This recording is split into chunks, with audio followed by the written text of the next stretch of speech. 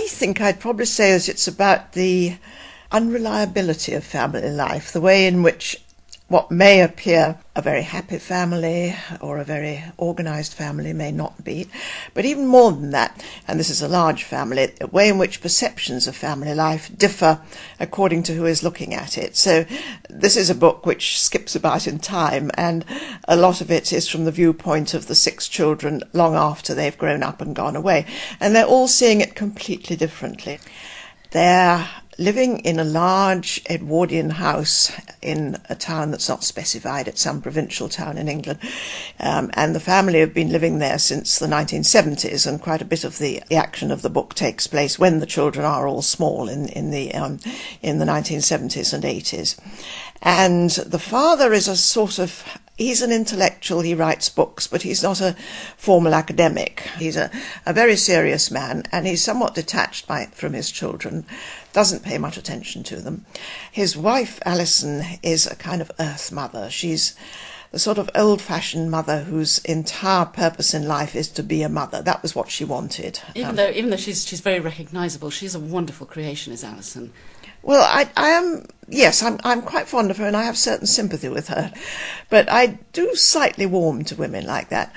And they're all looking back at her differently. And then there are the 6 children who we learn about them all in later life, what they do. The eldest son, Paul, has never really found a slot for himself at all. He's a sort of druggie and a dropout.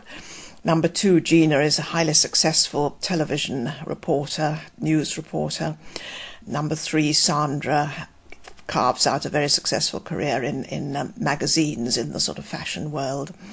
Then there's Roger, who's a paediatrician, he's a doctor. Katie, who works in publishing. And finally there's the little one, Claire, who becomes a ballet dancer, again very successful. But they've all gone far from the house, which is called Allersmead. They're all far away. And it becomes rather sort of creepily clear that they all needed to get away, except for Paul, who has constantly drifted back.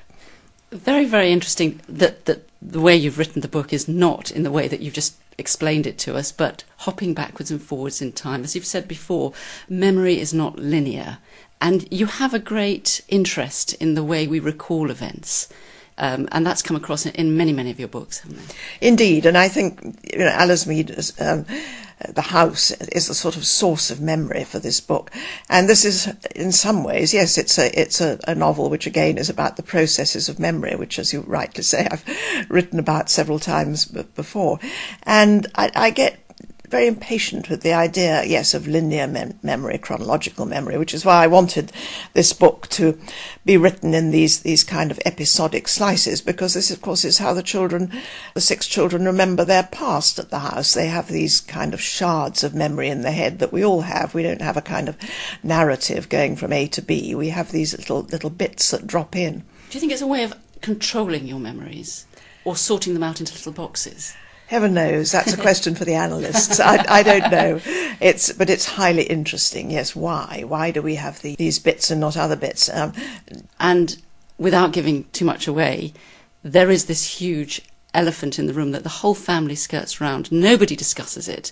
And they go through an entire family life, a whole generation, without anybody looking at it or discussing it. Indeed, yes, so that this floats through. I mean, it's not meant to be a sort of, sudden denouement. I think most readers will pick up fairly early on what the secret is, what it is that nobody is talking about. And I didn't expect them or want them to do otherwise, because I wanted readers to be aware of the way in which the family is skirting this large central problem in which it is never discussed. It's always there. Now that you are well known for being a hugely prolific writer, not only for adult fiction, but an entire career on children's fiction as well, I can't believe that you haven't got at least another 1 or maybe 3 novels roaming around in your head. Do you want to tell us what's next? Well, I had rather hoped there wasn't anything, and for the first time ever I didn't start writing a book until about 9 months after I'd finished Family Album. I thought maybe this is it, and I wasn't sorry, actually. I was rather enjoying not writing a book, and then an idea sneaked up on me. And when that happens, it's very difficult to resist it. You start thinking about it, you start making notes, and I found myself starting my usual process of planning a book, of jotting down ideas for characters. And so there we go, yes, so I'm now on page 61 of a new book. Do you want to tell us a little bit about it, or do we have to wait? I think I won't. It always seems to me tempting Providence. I may never finish it, and it may not work out the way I think it's going to, so I better not. So we'll have to wait and see. Penelope Lively, thank you very much indeed. Thank you.